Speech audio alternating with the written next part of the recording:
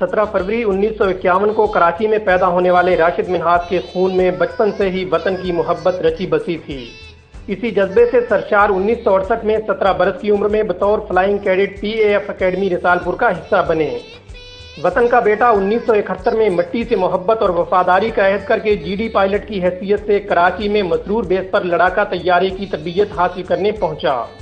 20 अगस्त 1971 को Rashid Minhas T-33 jet पर तरबियती उड़ान भरने ही वाले थे कि pilot instructor flight lieutenant Mutiur Rahman ने कॉकपिट में दाखिल होकर तैयारे का रुख भारत की तरफ मोड़ दिया। राशिद मिन्हास ने सूरत हाल को भांपते हुए कंट्रोल टावर से राब्ता किया तो उन्हें हिदायत दी गई कि तैयारे को हर सूरत अगवा होने से बचाया जाए।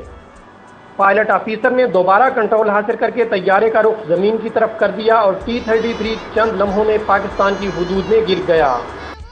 जान आफरीन के सुपुर्द हुई और दुश्मन के अज़ाइम खाक में मिल गए। सिर्फ 20 बरस की उम्र में राशिद मिन्हास ने जुर्रत और जवां मर्दी की दास्तान रकम करते हुए कमसिन शहीद का लक़ब हासिल किया।